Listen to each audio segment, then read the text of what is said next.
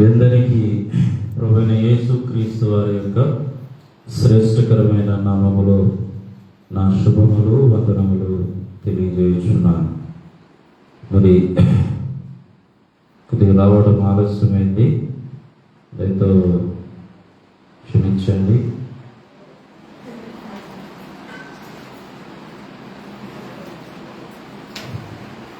ఏది ఏమైనప్పటికీ మరి ఇలాగున సంవత్సరము ఇలాగ ఉపవాస ప్రార్థనలు కలిగి ఉండడం ఇది సంఘమునకు ఎంతో ఆశీర్వాదం. క్షమాభివృద్ధి ప్రార్థనలు అనేది సంఘమునకు ఎంతైనా అవసరం.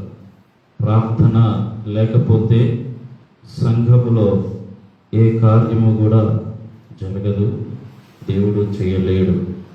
మన జీవితాల్లో కూడా దేవుని యొక్క ఉన్నతమైన కార్యములు జరగాలి అంటే మరి ప్రార్థన అనేది మనకు ఎంతైనా అవసరం. ప్రార్థన చాలా ప్రాముఖ్యమైనటువంటిది. ఒక మనిషిని పడిపోయిన స్థితిలో నుండి పైకి లేవనెత్తగలిగేటువంటి శక్తి ప్రార్థనకు మాత్రమే ఉంది. ఒక మనిషిని దీన స్థితిలో నుండి ఉన్నత స్థితిలోనికి తీసుకొని రాగలిగేటువంటి శక్తి ప్రార్థనకు ఉంది. మానవుని ప్రయత్నం ప్రార్థన లేకుండా, దేవుని ఆశీర్వాదము లేకుండా, దేవుని యొక్క సమాధానము లేకుండా మానవుడు ఎంత ప్రయత్నం చేసినా కానీ ఆ దీన స్థితి నుండి కానీ, పడిన స్థితిలో నుండి కానీ, కృంగిన స్థితిలో నుండి కానీ పైకి లేవగలగ శక్తి మానవుడికి సరిపోదు. లేవడానికి ఎంతో ప్రయత్నం చేస్తాడు, ఎంతో ఆతురపడతాడు, ఎన్నో విధములుగా మరి చాలా ప్రయత్నాలను చేస్తాడు. అందరికన్నా బాగుండాలి, అందరికన్నా నేను అభివృద్ధి చెందాలి, నా కష్టము అని చెప్పుకుంటూ ఉంటారు చాలామంది. ఈ దినం నేను ఈ స్థితిలో ఉన్నా అంటే నేను ఎంత కష్టపడ్డానో తెలుసా అంటారు. నిజమే, నీ కష్టమును దీవించి నీ దీనస్థితిని గమనించి నిన్ను ఆ స్థితిలోనికి తీసుకొని వచ్చిన వాడు ఎవడంటే దేవుడు, ప్రభువైన యేసుక్రీస్తు వారు, మన పరలోకపు తండ్రి. ఆయన చిత్తము లేనిదే, ఆయన ప్రణాళిక లేనిదే నిన్ను ఒక మెట్టు ఎక్కించలేడు. ఒక మెట్టు పైకి తీసుకొని రావాలంటే ప్రభు యొక్క చిత్తం అనేది ఉంటుంది అనేది ప్రతి ఒక్కరు గ్రహించాలి.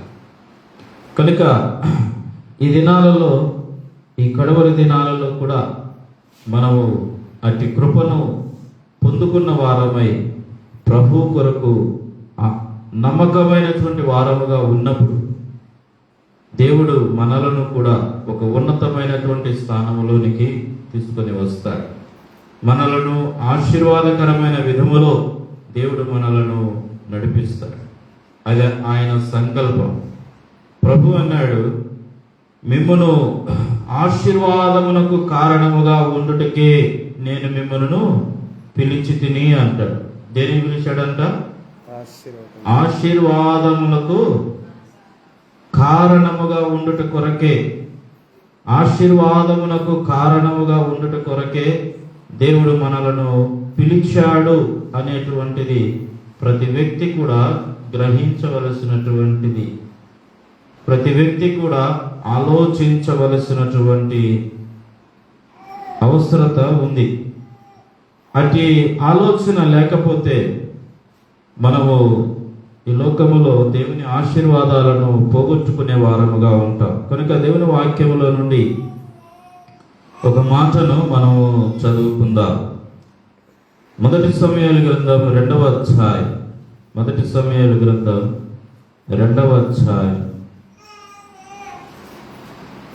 6, 7, 8 వచనాలను చదువుకుందాం.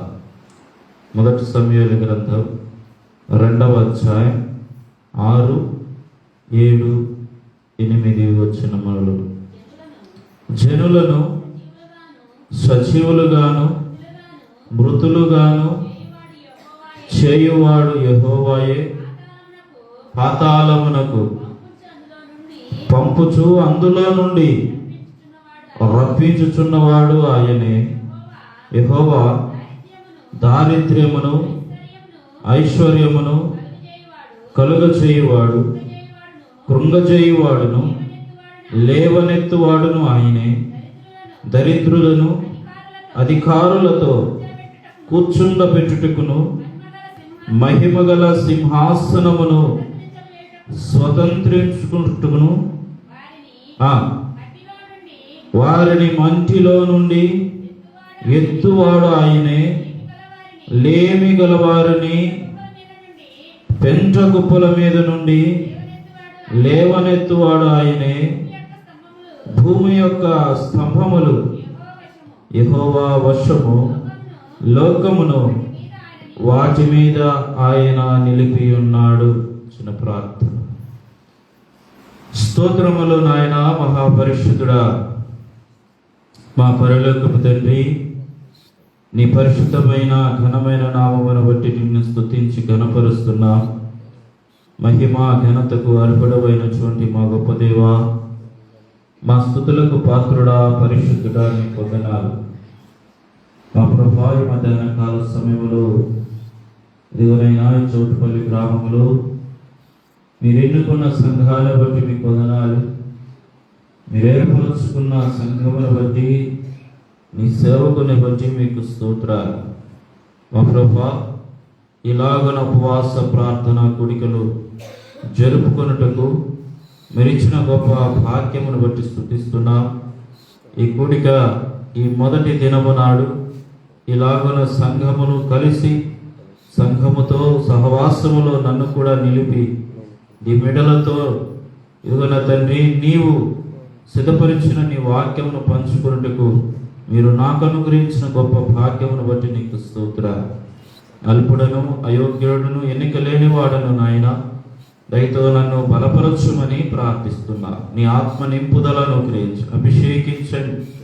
ఈ స్థలమందు నేను నిలవబడిన అంటే కేవలం అది నీ కృప మాత్రమే కనుక మా ప్రభా, సంఘమునకు క్షమాభివృద్ధి కలుగు చేయమని ప్రార్థిస్తున్నా. సంఘమును ఆశీర్వదించమని ప్రార్థిస్తున్నా. ఆత్మీయంగా ఆధ్యాత్మికంగా బలపరచుమని ప్రార్థిస్తున్నా.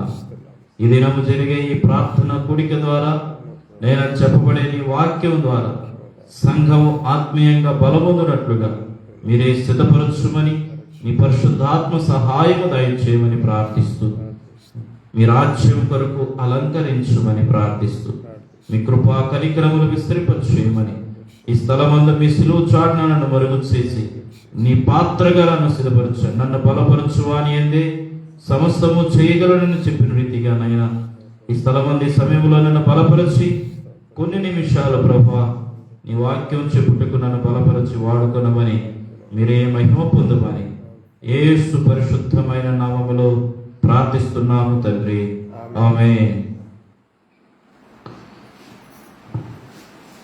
ప్రియమైనటువంటి దేవుని సంఘమా, దేవుని వాక్యంలో మనం చూస్తున్నాం. హన్నా యొక్క ప్రార్థన ఇక్కడ మనకు కనబడుతుంది. హన్నా యొక్క విజ్ఞాపన మొదటి వచనంలో మనకు కనబడుతుంది. హన్నా విజ్ఞాపన చేసి అనే మాట. కనుక హన్నా విజ్ఞాపన చేస్తూ ఉంది. విజ్ఞాపన చేస్తూ ఉంది. ఏ విధముగా విజ్ఞాపన చేస్తూ ఉంది అంటే హృదయపూర్వకముగా విజ్ఞాపన చేస్తూ ఉంది. ఎలా చేస్తుంది? హృదయపూర్వకముగా విజ్ఞాపన చేస్తూ ఉంది.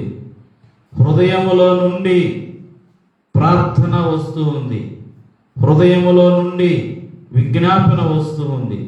హృదయములో నుండి తన ఆశ ఏంటో, తన కోరిక ఏంటో, తన మనస్సు ఏంటో, ప్రభువు మీద నమ్మకము కలిగినటువంటి హృదయముతో, విశ్వాసము కలిగినటువంటి హృదయముతో హన్నా ప్రార్థన చేస్తూ ఉంది. ఎక్కడ ప్రార్థన చేసింది?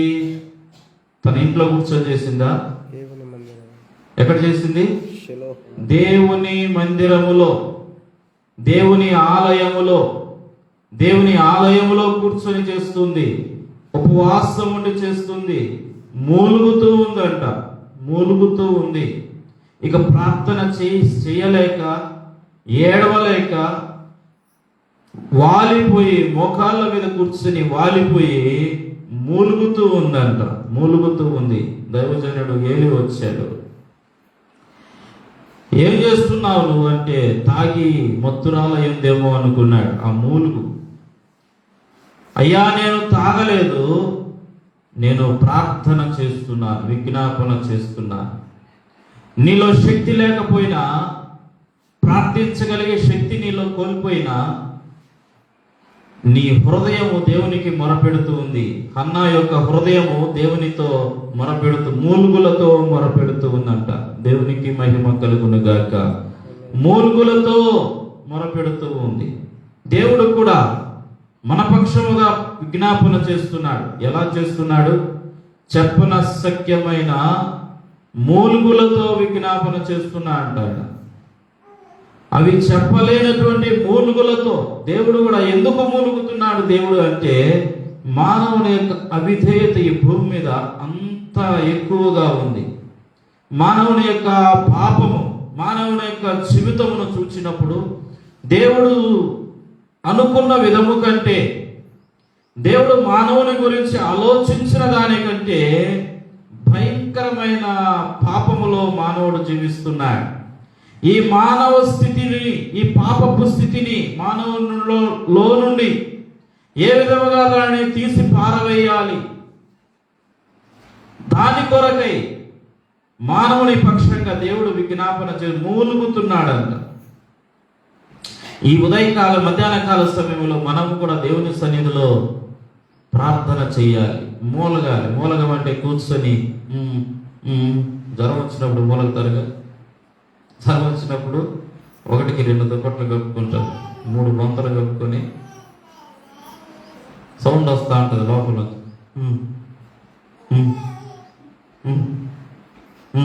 అంటూ ఉంటారు, మూలుగుతూ ఉంటారు, ముక్కుతూ ఉంటారు. ఎక్కడ సౌండ్ వస్తుందంటే దుప్పటి కింద ఉంటుంది. దుప్పటి కింద నుంచి సౌండ్ వస్తూ ఉంటుంది. ఆ మూలుగు కాదు, శారీరక బలహీనమైన మూలుగు కాదు, ఆత్మ సంబంధమైన మూలుగు రావాలి. ఆత్మ సంబంధమైన మూలుగు. ఈ ఆత్మ సంబంధమైన మూలుగు ఎప్పుడు వస్తుందంటే, దేవుని సన్నిధిలో నీవు చేసే విజ్ఞాపన, దేవుని సన్నిధిలో నువ్వు గడిపే సమయం, నీ ఉపవాసమును బట్టి, నీ శరీరం బలహీనమైపోయినా దేవుని సన్నిధిలో నీకున్న విశ్వాసమును బట్టి, దేవుని మీద నీకున్న అపారమైన నమ్మకమును బట్టి, నీవు దేవుని సన్నిధిలో గడిపే భక్తిని బట్టి, దేవుని మీద నీకున్నటువంటి భయమును బట్టి, ఈ శరీరం బలహీనమైపోయినా, సహకరించకపోయినా నీ హృదయములో నుండి మూలుగు వస్తుంది. అది దేవునికి కావాల్సినటువంటి ప్రార్థన, అది దేవునికి కావాల్సిన మూలుగు. ఇప్పుడు హన్నా అదే చేసింది. హన్నా యొక్క ప్రార్థన అదే. మూలుగుతూ ఉంది, మూలుగుతూ ఉంది. ఏమని మూలుగుతూ ఉంది? ఇక్కడ మనం చదువుకుంటున్న మాటల్లో మనం చూస్తున్నాం. ఆయన జనములను సజీవులుగాను మృతులుగాను చేయువాడు యెహోవాయే, పాతాళమును పంపుచు అందులో నుండి రప్పించువాడు ఆయనే, దారిద్ర్యమును ఐశ్వర్యమును కలుగు చేయవాడు ఆయనే, కృంగ చేయవాడు ఆయనే, లేవనెత్తువాడు. ఇప్పుడు హన్నాకు కలిగిన దీనస్థితి ఏంటి? హన్నాకు కలిగిన కృంగిపోయే పరిస్థితి ఏంటి? హన్నా ఎందుకు అతి దీనస్థితిలో, దరిద్రత స్థితిలోనికి వెళ్ళిపోయింది? ఎందుకు అలా ఆలోచన చేసి దేవుని సన్నిధిలో ఏడుస్తూ ఉంది? కారణం ఏంటి? కారణం ఏంటి? ఎందుకు ఏడుస్తుంది? ఎవరు లేరంట? పిల్లలు లేరు. హన్నాకు పిల్లలు లేరు. హన్నాకు పిల్లలు కావాలి. అందరూ పిల్లలు లేని తల్లిని ఏమంటారు? ఏమంటారమ్మా? ఏమంటారు చెప్పండి. పిల్లలు లేని తల్లిని ఏమంటారు చెప్పండి అమ్మా. తెలీదా? ఏమంటారు? గొడ్రాలు అంటారు. ఎందుకు భయపడుతున్నారు? వాక్యంలో ఉంది, గొడ్రాలు అని రాయబడింది. పిల్లలు లేరు. సమాజంలో కూడా పిల్లలు పుట్టకపోతే ఆ పిల్లలు లేని స్త్రీలు ఏదైనా కార్యక్రమాలకు ముందుకు వచ్చినా కానీ ఇష్టపడరు ముందుకు రాని అడ్డం చెప్తారు. నువ్వు ఆగు కొంతసేపు అంట. అవునా? నీకేం తొందర, ఆగు కొంతసేపు. కారణం ఏంటంటే పిల్లలు లేని కారణం. పోనీ దేవుడు ఒక బిడ్డని ఇచ్చాడు కదా అంటే ఒక బిడ్డ తల్లిని కూడా రాని. ఎందుకు? ఒక బిడ్డే కదా. బిడ్డ పుట్టిందిగా రానిస్తారా కార్యక్రమాలు ముందుకంటే రాని. ఎందుకంటే ఒక బిడ్డే. ఇంకెంతమంది కావాలా? అది కూడా లేనోళ్ళు లేరా? మానవుని యొక్క బుద్ధి ఎలా ఉందంటే అది హీనమైన బుద్ధి. లోకమును అనుసరిస్తున్న మన మనస్సు, లోక సంబంధమైన ఆలోచనలు, లోక సంబంధమైన సెంటిమెంట్లు ఉంటాయి. లోక సంబంధమైన సెంటిమెంట్లే. మారు మనసు పొందినాం, బాప్టిసం తీసుకున్నాం, బలలో పాలు పొందుకున్నాం, ఆరాధన చేస్తున్నాం. ఆరాధన చేసినప్పుడు ఆత్మ వస్తుంది, ఎగిరెగిరి పాటలు పాడతాం, ఎగిరెగిరి గంతులేస్తాం, భాషలతో మాట్లాడతారు. అన్నీ ఉంటాయి.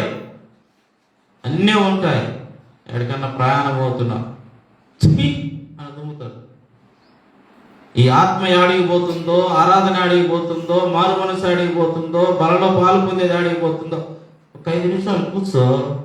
ఏమంటే ఎవరో దిమ్మిరా అంటే కూర్చో. యాడిగిపోయింది నీ మారు మనసు? యాడిగిపోయింది నీ ప్రార్థన? యాడిగిపోయింది నీ విశ్వాసం? ఒక తుమ్ముకి వెళ్ళిపోయిందా? పిల్లు అడ్డం వచ్చింది, బయలుదేరటానికి పిల్లు పరిగెత్తింది. శకునం బాగా. ఇంకేదైనా కార్యక్రమాలకి విశ్వాసంతో ప్రార్థన పూర్వకంగా కార్యక్రమం ప్రారంభిస్తామా? అది లేదు.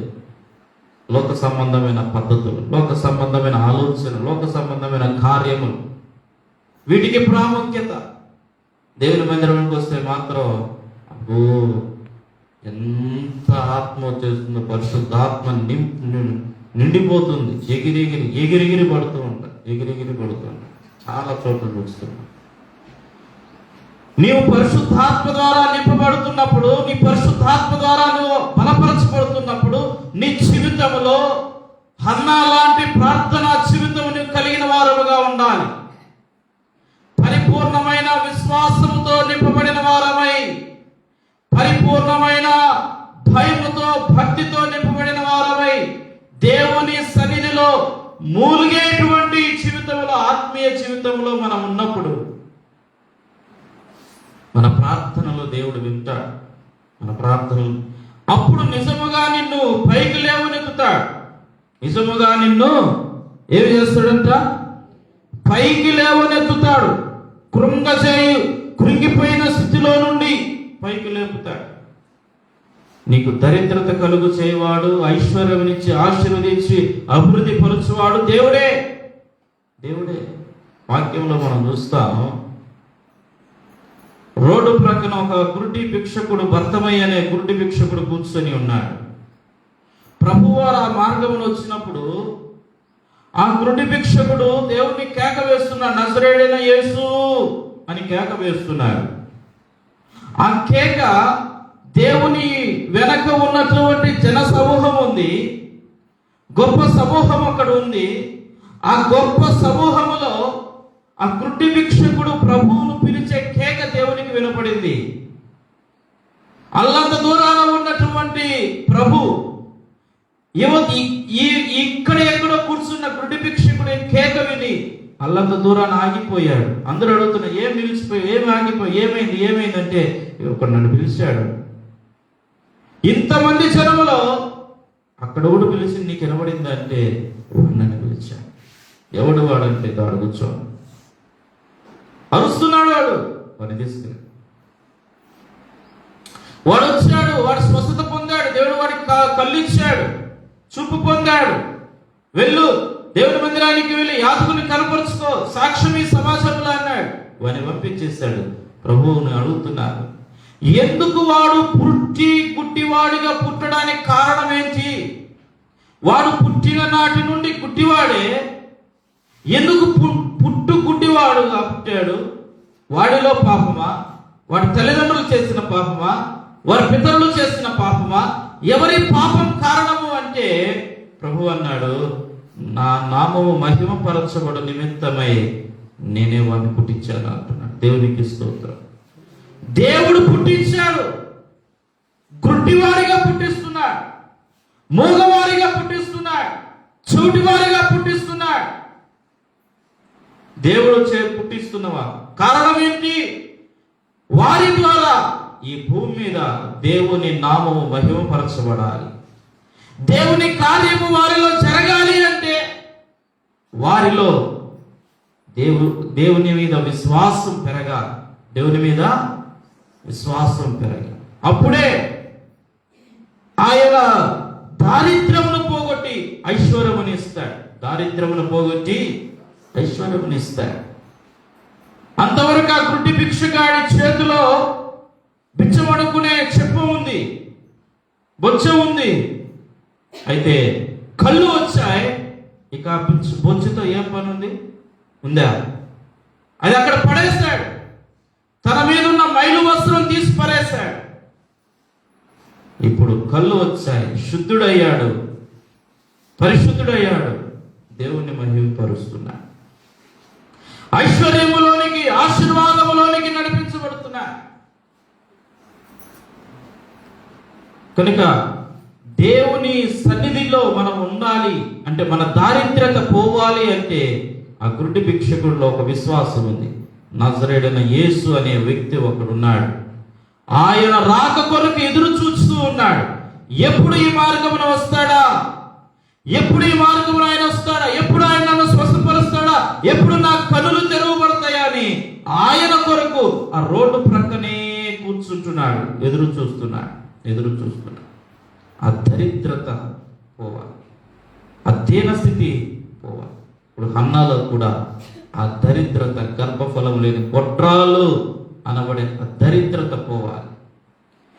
గొడ్రాలు అనే దీనస్థితి పోవాలి అంటే హన్న ఒకటే నిర్ణయించుకుంది, అది పోవాలి. నాలో నుండి ఆ శాపము పోవాలి, ఆ దారిద్ర్యత పోవాలి, ఆ నింద పోవాలి అంటే నన్ను ఇలాగున గొడ్రాలుగా పుట్టించిన వాడు దేవుడు, ఆయన పోయి పట్టుకుంటా అని ఆయన పాదాలు పట్టుకుని వచ్చి దేవుని నామము మహిమపరచబడింది. దేవునికి స్తోత్రం. దేవుడు ఆ మందిరాలయంలో ఆమె గర్భమును ముట్టాడు. దైవజనుడు ఏలి అంటున్నాడు, వెళ్ళు, నీవు కోరుకున్నది నీకు జరుగును గాక, ఆశీర్వదించాడు. వెళ్ళాడు. దేవుడు గర్భాన్ని తెరిచాడు, శ్రేష్ఠకరణ కుమారుని ఇచ్చాడు. కృంగిపోయింది. ప్రతి ఓడు గొడ్రాలు పిల్లలు లేని అంటే ఎట్లుంటుంది మనిషికి? అవమానంగా ఉంటుందా? బాధగా ఉంటుందా? కార్యక్రమాలు ఏమన్నా పాలు పంపులు పంచుకోవాలన్నా, పెళ్లి కార్యక్రమాల్లో కానీ, పేరెంటాల కార్యక్రమాల్లో కానీ, ఇంకేదైనా కార్యక్రమాల్లో కానీ ఆశ ఉంటుంది. నేను కూడా వెళ్తే బాగుండు, కానీ రానివ్వరు. మనసులో బాధ. ఎందుకు రానివ్వరంటే నేనే కదా, నాలో ఉన్నటువంటి లోపమే కదా కారణం. బాధ, ఏడుపు ఉంటుంది. ఎక్కడెక్కడో తిరుగుతా. కానీ దేవుని ప్రణాళిక లేనిదే నీకు గర్భఫలము. మా సంఘంలో 6 సంవత్సరాలు 8 సంవత్సరాలు అయితే దాదాపు 10 సంవత్సరాలు 15 సంవత్సరాలు పిల్లలు లేదు. దేవుడు కేవలం ప్రార్థన ద్వారా మాత్రమే వారికి గర్భాలు తెచ్చాడు. దేవునికి మహిమ కలుగును. హాస్పిటల్ తిరిగారు, మందులు వాడారు, ప్రతిఫలం లేదు. మందులు వాడినా లాభం లేదు. ఒకటే చెప్పారు, విశ్వాసం ఉంచండి. దేవుని మీద విశ్వాసం ఉంచండి. దేవుని నమ్మండి. మీ జీవితాలు దేవునికి అర్పించండి. మీ హృదయాలు దేవునికి అర్పించండి. దేవుని సన్నిధిలో ప్రతి పాపం ఒప్పుకోనండి, క్షమాపణ పొందండి. దేవుని సన్నిధిలో యేసు రక్తంలో కడగబడండి. ఒక తీర్మానంలోనికి రా, నిశ్చయితలోనికి రా. దేవుడు నీకు గర్భఫలం ఇస్తాడు. ప్రార్థన చేస్తూ వచ్చా. అద్భుతమైన రీతిలో దేవుడు గర్భాలు తెచ్చాడు. ఈ సంవత్సరం దేవుడు ఒక ఆమెకి గర్భం తెచ్చాడు. ఈ సంవత్సరం దాదాపు ఆమె కోసం 4-5 సంవత్సరాల నుంచి ప్రార్థన చేస్తున్నా.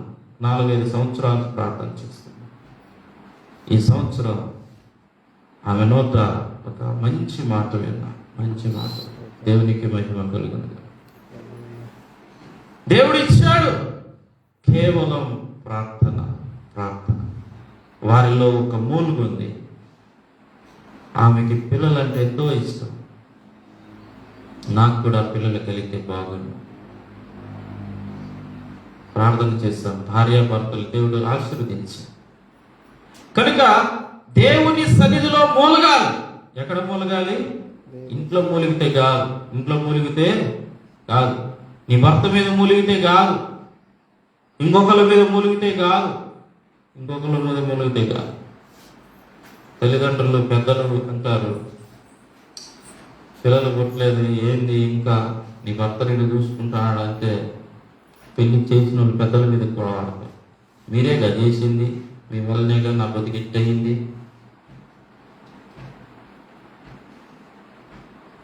కనుక ఆ నిందల కన్నా దేవుని పాదాలు పట్టుకుంటే దేవుడు నీ జీవితంలో గొప్ప కార్యం చేస్తాడు. అద్భుతమైన విధానములో దేవుడు నిన్ను ఆశీర్వదిస్తాడు. అద్భుతమైన విధానములు. కనుక దీన స్థితిలో నుండి దేవుడు పైకి లేవనెత్తేటువంటి దేవుడు. ఇశ్రాయేలీయుల జీవితాలలో మనం చూస్తే ద్వితీయోపదేశకాండం 8వ అధ్యాయం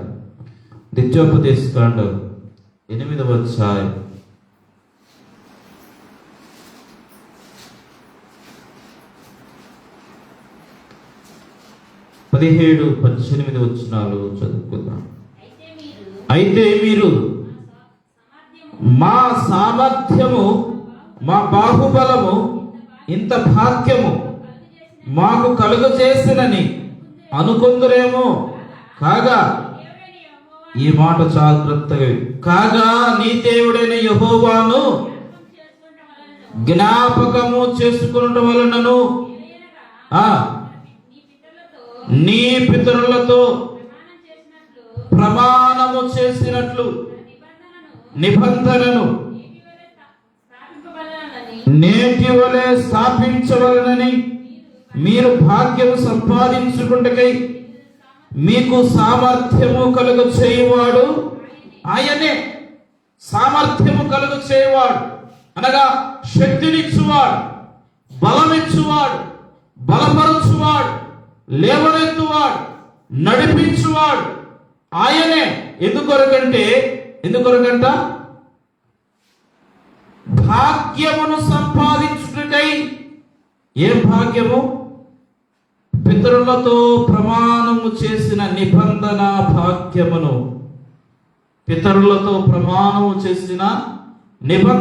భాగ్యమును, స్వాస్థ్యమును పొందుకోవటకై మిమ్మను బలపరచువాడు, నడిపించువాడు ఆయనే. మీ శక్తి కాదు, మీ యోగ్యత కాదు. ప్రభువైన యేసుక్రీస్తు పరలోకపు తండ్రి మోషేతో మాట్లాడుతున్నటువంటి మాటలు ఇవి. దేవుడు మోషేతో మాట్లాడుతూ తన ప్రజల కొరకైన మాటలను వినిపిస్తున్నటువంటి మాటలు ఇవి. ఆ కనాను పట్టణమును గూర్చినటువంటి మాటలు. కనాను పట్టణము ఎలాంటిదో, కనాను పట్టణం ఎంత ఆశీర్వాదకరమైన పురమో, కనాను పట్టణం ఎంత దీవెనకరమైన పురమో 8వ అధ్యాయంలో మనకు చాలా చక్కగా వివరిస్తూ వచ్చాడు. కనుక ఈ కనాను పట్టణమును స్వాస్థ్యముగా పొందుకొనుటకు మీ బలము కాదు, మీ శక్తి కాదు. ఇది మా భాగ్యమని మీరు అనుకుంటారేమో, ఇది మా అదృష్టం అని మీరు అనుకుంటారేమో, కానీ కాదు. కేవలము ఇది అనుగ్రహించిన వాడు, ఈ స్వాస్థ్యంలోనికి నడిపించిన వాడు ఆయనే ఎవరైనా ఐగుప్తులో బానిసత్వం విడిపించినటువంటి దేవుడైన యెహోవా. మీతో కూడా ఉంటానని వాగ్దానం చేసిన నీ దేవుడైన యెహోవా ఆయనే ఆయనే ఆయనే ఆ దీన స్థితిలో ఐగుప్తు దేశంలో బానిసలుగా ఉన్నారు, శ్రమల పాలైపోయి ఉన్నారు. దిక్కుతోచని స్థితిలో మా బ్రతుకులు ఇంతేనా, మా జీవితాలు ఈ శ్రమల పాలైపోవాల్సిందేనా, మా బ్రతుకులన్నీ ఈ ఐగుప్తు దేశంలోనే ముగించబడాలనా, ఈ ఐగుప్తు దేశం నుండి మాకు విమోచన లేదా, ఈ ఐగుప్తు దేశంలో నుండి మాకు విడుదల లేదా, ఈ ఐగుప్తు దేశం బానిసత్వం నుండి మాకు విడుదల కలగదా, ఇక మా బతుకులన్నీ ఇలానే నశించిపోవాలా అని ఐగుప్తు దేశంలో ఇశ్రాయేలు మొరపెట్టిన మొర, ఇశ్రాయేలు ప్రజలు మూలిగిన మూలుగు 430 సంవత్సరాల తర్వాత దేవుడికి జ్ఞాపకం చేసుకున్నాడు. ఆ మూలుగును విని మోషేని ఎన్నుకున్నాడు. మోషేతో మాట్లాడుతున్నాడు, ఐగుప్తు దేశంలో నా ప్రజల యొక్క మూలుగు నేను విన్నా, వారి ప్రార్థన, వారి మొర విన్నాను. ఇదిగో నువ్వు వెళ్ళి నా ప్రజలు విడిపించుకోండి. ఆ బంధకాల నుండి విడిపించుకొని తీసుకొని వచ్చాడు. శ్రమలనే బంధకాల నుంచి విడిపించాడు, దీనస్థితి నుండి విడిపించాడు, ఆ యొక్క సంఖ్యల బంధకాలను విడిపించాడు, బానిసత్వం నుండి విడిపించాడు, దాస్యత్వంలో నుండి విడిపించాడు. వాక్యంలో రాయబడుతుంది, లోకమునకు దాసులు కాకుండుడి, లోకమునకు దాసులు కాకుండా. ఎవరికి దాసులు అవ్వాలా? దేవునికి దాసు, క్రీస్తుకు దాసులుగా ఉన్నారు. కనుక లోకములో ఉన్నటువంటి దాస్యత్వం నుండి దేవుడు ఐగుప్తు దేశంలో నుండి బయటికి తీసుకొని వచ్చాడు. ఐగుప్తు దేశం చాలా శ్రేష్టకరమైన దేశం, ఆశీర్వాదకరమైన దేశం. కావాల్సినంత నీరు ఉంది, కావాల్సినంత పచ్చిక మైదానం ఉంది, అన్నీ కలిగినటువంటి దేశం ఐగుప్తు దేశం. అయితే ఇశ్రాయేలు ప్రజలు మాత్రం అన్నీ ఉన్నా ఏంటంట, అన్నీ ఉన్నా అల్లుడి నోట్లో శని అంటారుగా, అన్నీ ఉన్నా అల్లుడి నోట్లో శని. ఆ విధంగా ఇశ్రాయేలు ప్రజలకు అన్నీ ఉన్నా, అందరూ ఉన్నా, ఎవరు లేరు నాకు అంటారు చాలా మంది. అందరూ ఉన్నారు కానీ అందరూ ఉన్నా నేను ఒంటరి, అందరూ ఉన్నారు కానీ నేను ఒంటరిని అనే భావన, ఫీలింగ్లో ఉంటారు చాలా మంది. ఎందుకంటే ఆ బాధ, ఆ దుఃఖము, హృదయంలో ఉన్న వేదన, మానసిక స్థితి మనిషిని అలాగున కృంగతీసేస్తుంది. అందరూ ఉన్నారు, భర్త ఉన్నాడు, ఇంట్లో అందరూ ఉన్నారు, అన్నదమ్ములు ఉన్నారు, అక్కచెల్లెలు ఉన్నారు, తల్లిదండ్రులు ఉన్నారు, బిడ్డలు ఉన్నారు, అందరూ ఉన్నారు. బాగా కృంగిపోయి ఆలోచనలో మానసికంగా వేదన పడే వారిని కదిలించి మాట్లాడినప్పుడు, నీకేమమ్మా అందరూ ఉన్నారు, ఇంకెందుకు ఊరికి నీకు దిగులంటే, ఏమున్నారులే కానీ అయ్యా అందరూ ఉండి నాకు ఎవరు లేనిదాన్ని నేను అంటదా? విన్నారా ఈ మాట? ఎవరి దగ్గర మీరు విన్నారా లేదా? మీరు విన్నారో లేదా? నేను చాలా మంది దగ్గర అందరూ ఉండి నాకు ఎవరు లేరయ్యా, లేనిదాన్ని నేను, లేనివాడిని. ఉన్నారు కానీ ఏం లాభం? తీర్చేవారా ఆర్చేవారా అంటారుగా. నీ బాధ ఏందో చెప్పు, ఏది నీ సమస్య, ఏది చెబితే నువ్వేమైనా తీరుస్తావా ఆరుస్తావా? చెబితే నువ్వేమైనా తీరుస్తావా ఆరుస్తావా? తీరుస్తానంటే చెప్పు, ఆరుస్తానంటే చెప్తా. కాదుగా, చేయలేనప్పుడు నీకెందుకు చెప్పేది? కానీ తీర్చేవాడు ఆర్చేవాడు ఒకడున్నాడు. దేవునికి మహిమ కలుగునుగాక. ఆయనే పరలోకమందున్న తండ్రి, మన కొరకు ప్రాణం పెట్టిన దేవుడు, మన కొరకు రక్తము కార్చిన సిలువలో మరణించి పునరుత్థానుడైనటువంటి నజరేయుడైన యేసు, ఆయనే నిన్ను ఆర్చేవాడు, నిన్ను తీర్చేవాడు. ఆయన సన్నిధిలో నువ్వు మూలిగితే, ఆయన సన్నిధిలో నువ్వు ప్రార్థన చేస్తే, ఆయన సన్నిధిలో నువ్వు ఏడిస్తే, ఆయన సన్నిధిలో మోకరిస్తే, ఆయన సన్నిధిలో కన్నీరు కారిస్తే, నీ దారిద్ర్యత, నీ దీనస్థితి వెళ్ళిపోతుంది నీ జీవితంలో నుండి, వెళ్ళిపోతుంది నీ జీవితంలో నుండి. హన్నా దీనస్థితి పోయింది, హన్నా గొడ్రాలుతనం పోయింది. హన్నాకు సమూయేలు పుట్టిన తర్వాత వాగ్దాన పూర్వకముగా పుట్టినవాడు వాగ్దానమును బట్టి సమూయేలును మందిరములో అప్పగించిన తర్వాత తిరిగి దేవుడు హన్నాను జ్ఞాపకం చేసుకొని తిరిగి కుమార్తెను ఇచ్చాడు.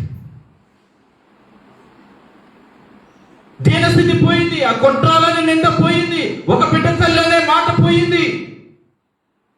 ఆశీర్వదించబడింది, దీవించబడుతూ వచ్చింది. ఆ గురుడి భిక్షకుని యొక్క దీనస్థితి, రోడ్డు ప్రక్కన అడుక్కునే స్థితి పోయింది. ఇప్పుడు అడుక్కునే స్థితి పోయింది. రోడ్డు పక్కన కూర్చొని అడుక్కునింది, ఎవరో వేసిన దాన్ని తినేవాడు.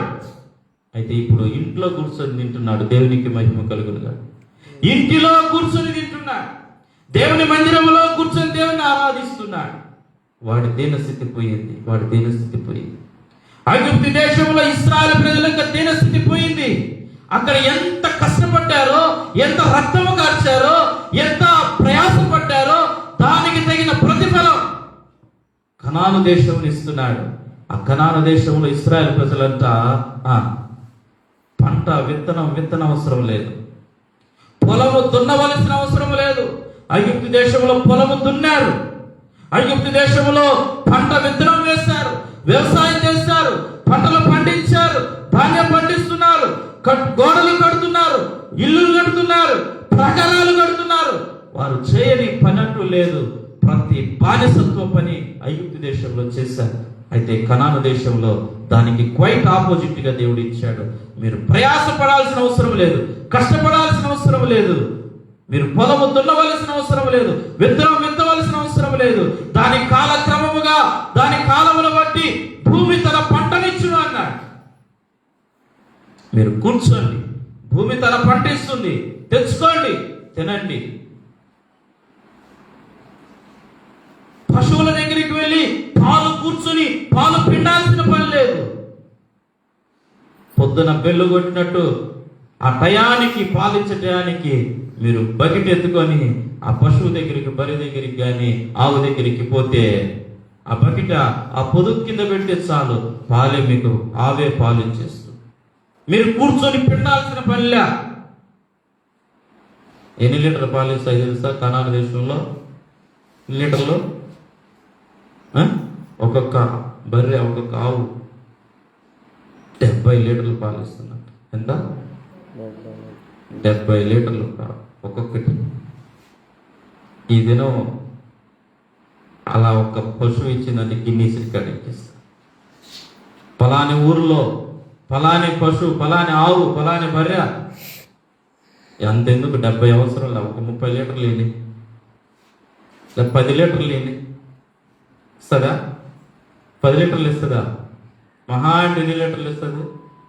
4, 5 అంతేనా? దానికి మించి ఇస్తుందా? 70 లీటర్లు పాలు ఇస్తున్నారు ఒక్కొక్క పశువు. ఎంత ఆశీర్వాదం కదా!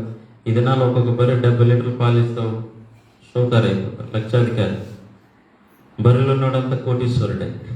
అలా బర్రెలు ఉన్నాడు కోటీశ్వరుడే. కనుక అతి ఆశీర్వాదకరమైన పురములోనికి ఆ బానిసత్వం, దీన స్థితిలో నుండి ఇశ్రాయేలు ప్రజలను దేవుడు నడిపించుకుంటూ వచ్చి ఎంత గొప్ప దేవుడు కదా! ఎంత ఆశీర్వాదకరమైనటువంటి దీవెన మరి దేవుడు మనకి ఇస్తున్నాడో ఒకసారి ఆలోచించండి. అల్పుడైన మానవునికి దేవుడిచ్చేటువంటి ఎంత ధన్యకరమైనటువంటి జీవితమో ఒకసారి ఆలోచించు. తన యందు భయభక్తులు గల వారి ఎడల ఆయన కనికరము చూపువాడు. తన యందు భయభక్తులు గలవారి ఎడల, తన యందు భయభక్తులు గలవారి ఎడల. ఇశ్రాయేలు ప్రజలు మరొకసారి కృంగిపోయారు. అప్పుడు దావీదు ద్వారా మాట్లాడుతున్నాడు. దావీదు ద్వారా దేవుడు ఇశ్రాయేలు ప్రజలను ధైర్యపరుస్తున్నాడు. ఏమంటున్నాడో తెలుసా? 1 సమూయేలు 17వ అధ్యాయం 32వ వచనంలో మనం చదువుకుంటే అక్కడ అర్థమవుతుంది.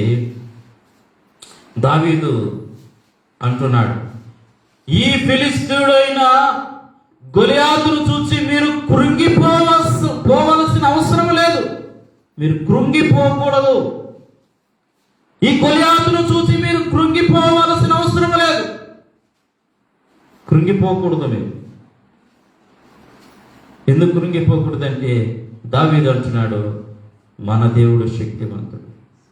ఆ గొలియాతు అంటున్నాడు, జీవము గల దేవుని పక్షముగా నేను ఎందుకు వస్తున్నాడు. జీవము గల దేవుడు మన పక్షముగా ఉన్నాడు. బలపరిచేటువంటి దేవుడు మన పక్షముగా ఉన్నాడు. యుద్ధము చేసే దేవుడు మన పక్షముగా ఉన్నాడు. మన జీవితంలో ఎదురయ్యే శ్రమల నుండి, శత్రువు నుండి, సాతాను శక్తుల నుండి, అంధకార దురాత్మ శక్తుల నుండి పోరాడగలిగేటువంటి వాడు, విడిపించగలిగేటువంటి వాడు, ఓడించగలిగేటువంటి వాడు, సర్వశక్తివంతుడైనటువంటి దేవుడు మనతో ఉన్నాడు, మన పక్షముగా ఉన్నాడు. మనం కృంగిపోకూడదు ఏ పరిస్థితుల్లో కూడా. దేవుని యందు విశ్వాసం ఉంచిన ప్రతి వ్యక్తి, అది ఎటువంటి పరిస్థితి నీ జీవితంలోకి వచ్చినా, ఎటువంటి భయంకరమైన పరిస్థితి వచ్చినా, దిక్కుతోచని స్థితి నీ జీవితంలోకి వచ్చినా నువ్వు కృంగిపోకూడదు. చాలా మంది నాకు ఈ బ్రతికెందుకు, చావైతే మేలు, నేను చచ్చిపోతాను అంటారు. నేను చచ్చిపోతాను. కొంచెం శ్రమ, కొంచెం కష్టం ఇంట్లో రాని, ఆర్థిక ఇబ్బంది రాని, అప్పులో ఇంటికి 4 సార్లు వచ్చి తిరిగారు అనుకో, ఒకవేళ 4 మాటలు తిట్టారు అనుకో అప్పులో వచ్చి, ఎందుకు నాకు ఈ బతుకు, ఇన్ని అవమానాల, ఇన్ని మాటల. చాలా మంది ఆత్మహత్యలు చేసుకుంటున్నారు. చాలా మంది ప్రాణాలు పోగొట్టుకుంటున్నారు. కారణం నిమిష ఆవేశం, క్షణిక ఆవేశం, ఆలోచన లేకుండా. నీవు నిజముగా దేవుని నమ్మిన వారమైతే, నిజముగా ఆ శక్తివంతుడు నాకున్నాడు అని నువ్వు విశ్వసించినట్లయితే, దేవుని మీద నీ భారం వేస్తే అట్టి ఆలోచనలు ప్రభు నిన్ను విడిపిస్తాడు. యుద్ధము యెహోవాదే. కృంగిపోవద్దు. నీ ఆర్థిక పరిస్థితిని చూసి కృంగిపోవద్దు. నీ అప్పుల బాధను చూసి కృంగిపోవద్దు. లేక నీ దీనస్థితిని చూసి కృంగిపోవద్దు. నీ పేదరికమును చూసి కృంగిపోవద్దు. అయ్యో అందరూ బాగున్నారే, నేను నా కుటుంబం ఎందుకు ఇంకా ఈ స్థితిలో ఉన్నా?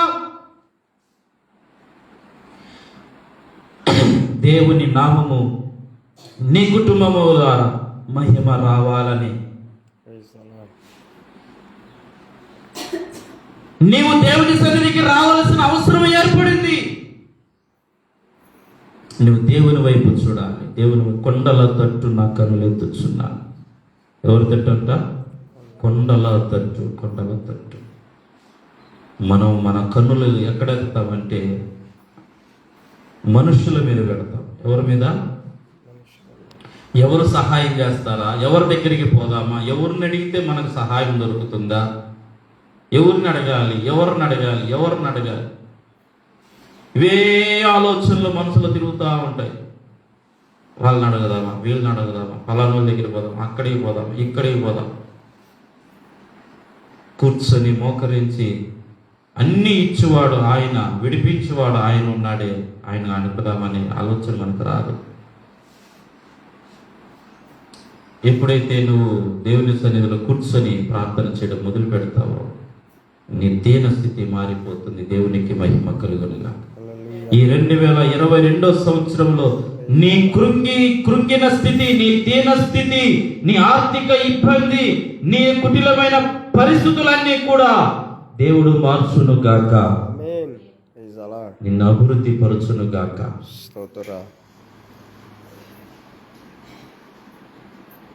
నువ్వు విశ్వాసముతో మొరపెడితే దేవుడు విడిపిస్తాడు.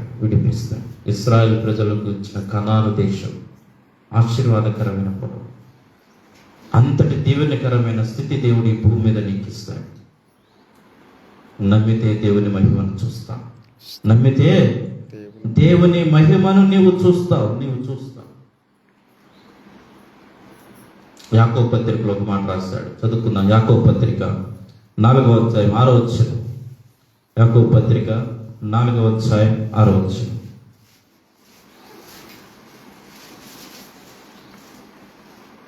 చదవండి.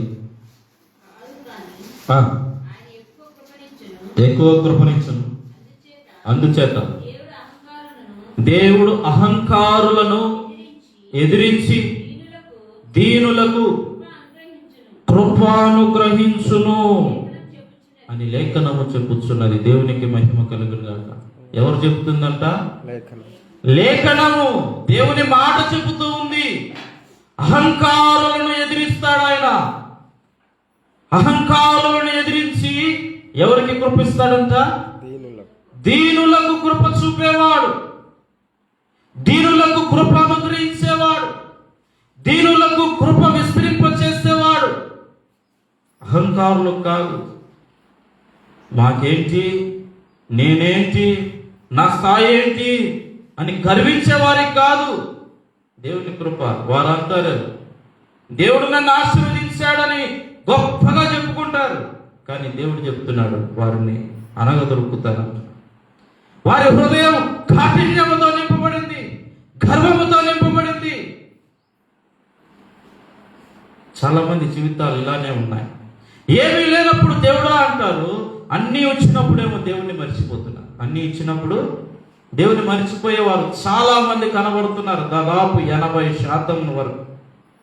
80% వరకు విశ్వాసుల జీవితాల్లో, సంఘాలలో అనేక మంది సేవకులు కానీ విశ్వాసులు కానీ ఎవరైనా కానీ దీన స్థితిలో ఉన్నప్పుడు దేవుని సన్నిధికి వస్తారు, దేవుని సన్నిధిలో ప్రాధేయపడతారు.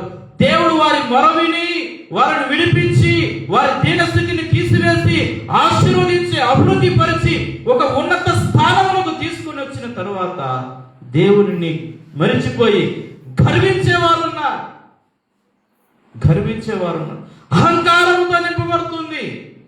అహంకారంతో నింపబడుతుంది. ఒక విధమైన ఫీలింగ్ వచ్చేస్తూ ఉంది. చాలా మంది నేను చూస్తున్నా, సేవకులు కానీ విశ్వాసులు కానీ. ఒకప్పుడు ఎలా ఉన్నారు వీరి పరిస్థితి ఎలా ఉంది, గతమేంటి? వాక్యం సెలవిస్తుంది, నీ గతాన్ని మర్చిపోవద్దు అన్నాడు దేవుడు. గతాన్ని మర్చిపోవద్దు. ఇది నా గతం మర్చిపోతున్నారు. గతం అంటారు. గతాన్ని మర్చిపోతున్నారు. అరే నా గతం, నా దేనస్థితి ఎలా ఉంది, ఇదేనా నేను ఇలాగున ఉన్నానంటే కేవలం దేవుడు కదా నన్ను ఈ స్థాయికి తీసుకొని వచ్చాడు అనేది మర్చిపోతున్నాడు, గర్విస్తున్నాడు. అహంకారం. అందుకే దేవుడు వాక్యం సరే, అహంకారాలను ఎదిరించే దేవుడు, దీనులకు కృప చూపే దేవుడు. అది ఎటువంటి దీనులకు తెలుసా? ఆశీర్వదించబడిన తర్వాత కూడా దేవునిని ఘనపరిచే దీనులు. దేవునికి మహిమ కలుగునుగా. దేవుని ఘనపరిచే దీనులకు కృప చూపే దేవుడు.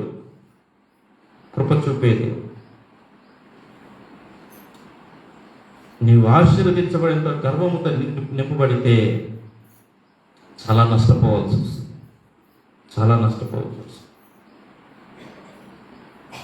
కనుక తమిళ్లో అది కదుంబొచ్చి ఇది వచ్చి అంటే దానికి అది పోయింది, దీనికి ఇది పోయింది. ఏమీ లేదు, విడావిత్తలైపోయింది. ఏమీ లేకుండా పోయింది. ఒకప్పుడు దీనస్థితిలో ఉన్నాడు, దేవుడు ఆశీర్వదించాడు. దేవుడు ఆశీర్వదించే కొలది ఇష్టానుసారంగా జీవించడానికి నేర్చుకున్నారు.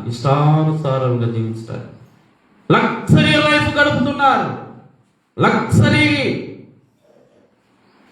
అన్నీ పోయినాయి. ఒక సహోదరుడు కలిశాడు ఈ మధ్య కాలంలో. దేవుడు అత్యధికంగా ఆశీర్వదించాడు. అతను అంటున్నాడు, అన్నా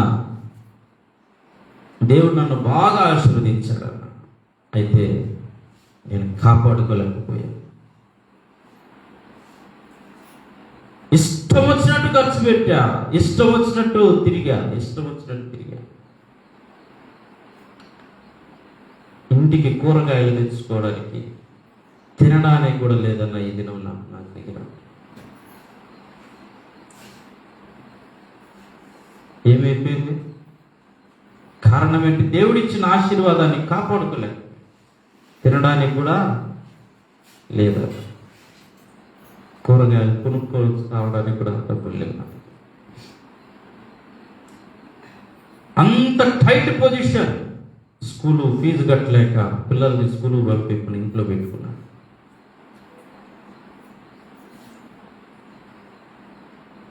అయిపోయింది, ఊడ్చిపోయింది అంతా. కాపాడుకోలేకపోయాడు.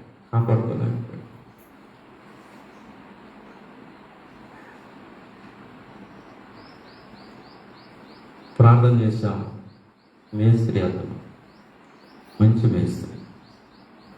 ప్రార్థన చేశాం, ఇప్పటికైనా మేలుకో అని చెప్పాడు. ఇప్పటికైనా ప్రభు సన్నిధిలో పెద్దదాన్ని క్షమాపణ ప్రభుకి అప్పగించుకో, దేవుడు కార్యం చేస్తాం. ప్రార్థన చేసి వచ్చాం. అద్భుతమైన రీతిలో దేవుడు ₹1,00,000 ఇచ్చాడు. అంటే దేవునికి మహిమ కలుగునుగా. ₹1,00,000 ఇచ్చాడు. ఎప్పుడైతే మనం దేవునికి అప్పగించుకుంటామో దేవుడు మన జీవితంలో కార్యం చేస్తాడు. ఏమీ లేదు, తినడానికి కూడా కష్టంగా ఉన్న స్థితి ఏం చేసినాడు దేవుడు? దేవునికి సరెండర్ అయిపోవాలంతే. దేవుని సన్నిధిలో క్షమాపణ అడిగి దేవునికి అప్పగించుకుంటే నీ దీన స్థితిని మార్చేవాడు. ఆయన కృప విస్తరింపచేసే దేవుడు. దేవునికి మహిమ కలుగును గాక. ఆయన దీనులను కృప చూపేవాడు. దీనుల పట్ల కనికరము చూపే దేవుడు. బైబిల్లో మనకిద్దరు వ్యక్తులు కనబడతారు, సుంకరి, పరిసయ్యుడు. పరిసయ్యుడు ఎలా ఉన్నాడు? పరిసయ్యుడు ఎవరంట? ధనవంతుడు. పరిసయ్యులు అనగానే వారు మిక్కిలి ధనవంతులు. పరిసయ్యులు ధర్మశాస్త్రములో దిట్ట కలిగిన వారు, ధర్మశాస్త్రం ఎరిగిన వారు, ధర్మశాస్త్రం బోధించగలిగేవారు. ధనికులు పరిసయ్యులు అనేవారు. అయితే వారిలో గర్వం, పరిసయ్యుల్లో గర్వం ఉంటుంది. ధన గర్వం, మాదే ఆధిపత్యం, అధికారం మాదే, మేము చెప్పినట్టు వినాలి. మిగిలిన వారిని బానిసలుగా చూసేవారు, పని మనుషులుగా భావించేవారు, దాసులుగా పనులు చేపించుకునేవారు. వారి క్రింద ఉండవలసిందే, వారి కూర్చుంటే వారి ప్రక్కన నిలబడడానికి కూడా లేదు. అంత గర్వం. ఆ పరిసయ్యుడు దేవుని మందిరంలో చేరి, ఆలయంలో చేరి, దేవుని బలిపీఠం ఎదుట మోకరించి ప్రార్థిస్తున్నాడంట. ఏమని ప్రార్థిస్తున్నాడంట? తన ప్రార్థన, ప్రభువా, నేను నీ సన్నిధికి వస్తున్నా, నేను ఇంత కానుకలు ఇస్తున్నా, నేను ఇంత చేస్తున్నా అంటూ మాటి మాటికి ఎత్తి చూపిస్తున్నాడు. ఎవరిని? ఆలయం వెలుపట ఉన్న సుంకరిని చూపిస్తున్నాడు. ఇదిగో ఆ సుంకరి వలె కాక, ఆ సుంకరి వలె నేను లేక, ఆ సుంకరి చేసినట్టు చేయక అని మాటికి సుంకరిని ఎత్తి చూపిస్తున్నాడు.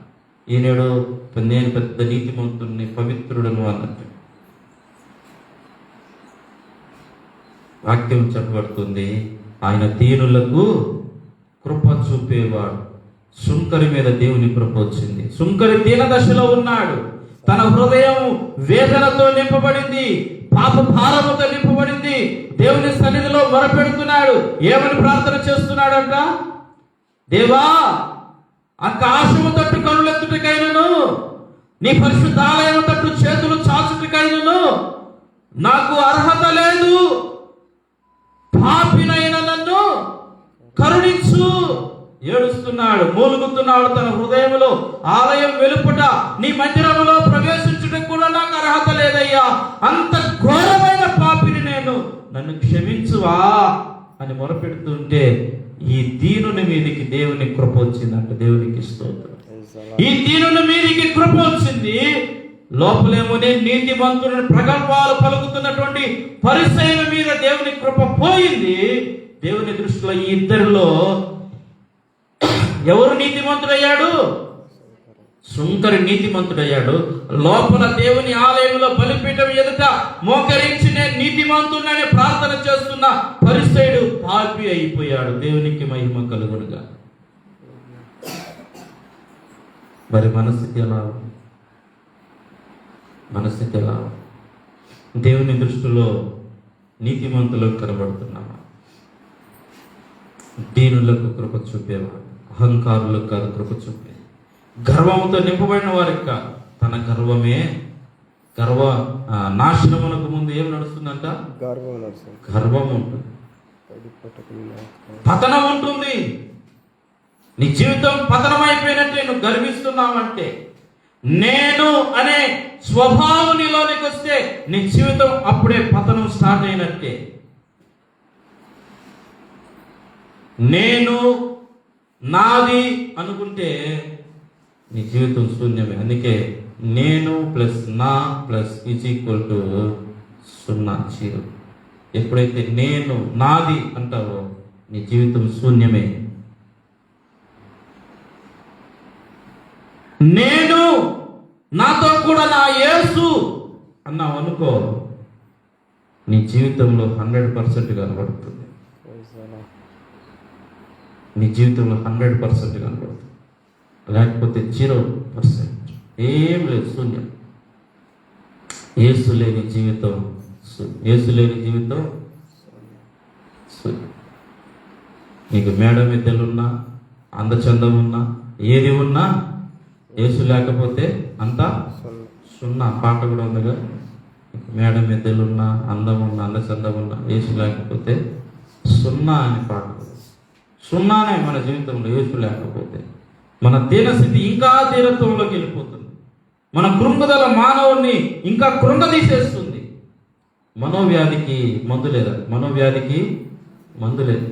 నువ్వు ఎన్ని హాస్పిటల్ తిరిగినా, ఎంత మల్టీ స్పెషాలిటీ హాస్పిటల్ పోయినా, ఎంత సూపర్ స్పెషాలిటీ హాస్పిటల్ పోయినా, నీ మనసులో ఉన్న వ్యాధిని పోగొట్టడానికి డాక్టర్లు అయితే నిన్ను బేస్ చేసుకొని నిన్ను జరగబెట్టినట్టు పీల్చి ఆ మందులు ఈ మందులు ఆ ఇంజక్షన్లు అవి ఇవన్నీ వేసి నిన్ను పీల్చి పిప్పి చేస్తారు. కానీ నువ్వు మాత్రం బాగుపడు.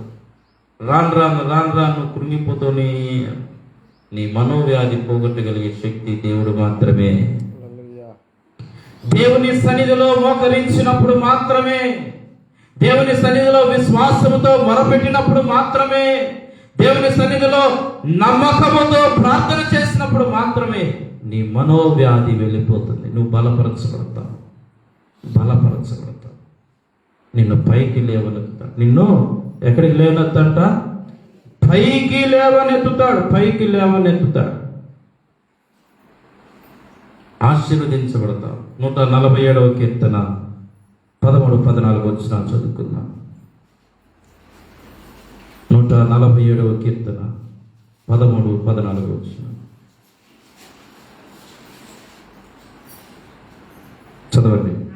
ఆయన బలపరిచి ఉన్నాడు, నీ పిల్లలను ఆశీర్వదించి ఉన్నాడు, నీ సరిహద్దులలో సమాధానము కలుగు చేయువాడు ఆయనే.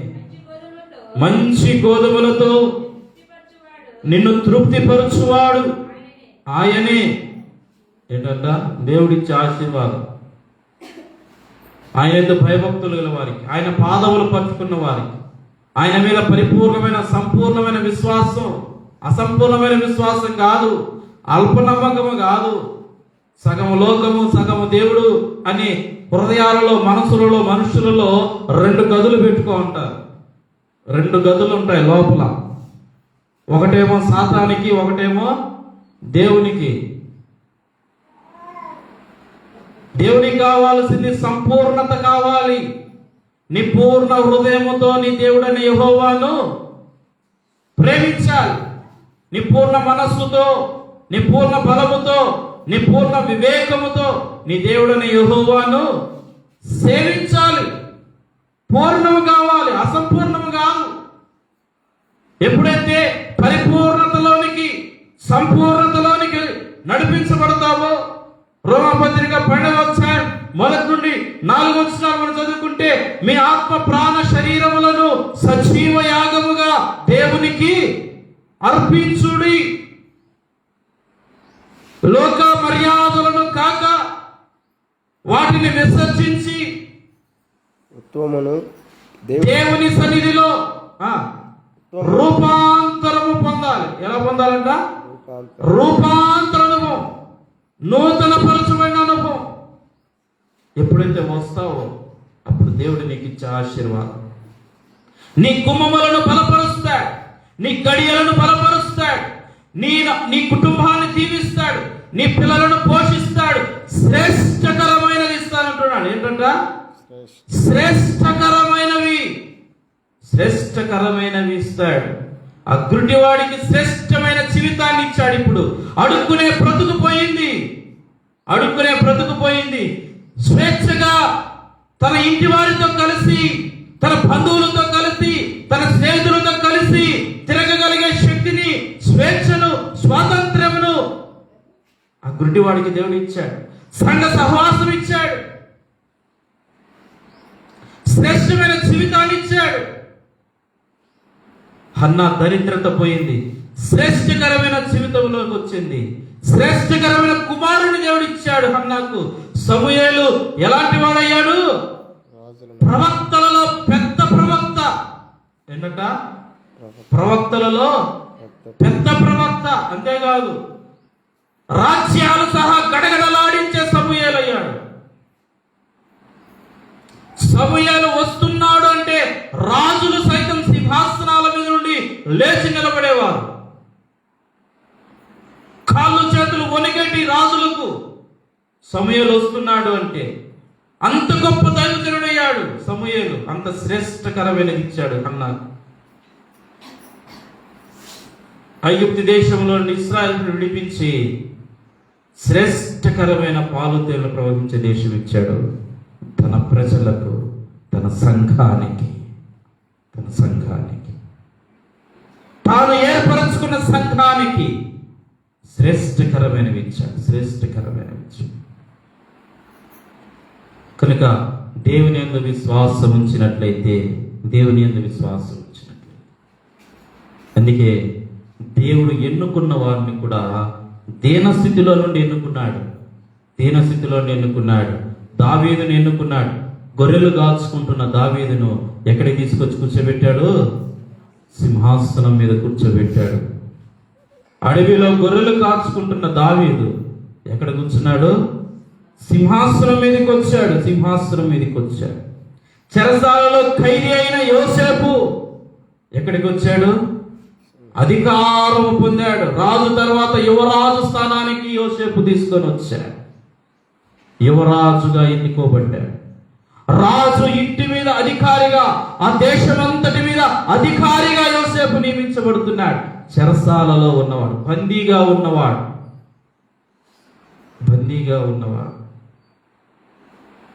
సమరయ స్త్రీ తన పాపం నుండి విడిపించబడుతుంది, ఆశీర్వదించబడుతుంది, దీవించబడుతుంది.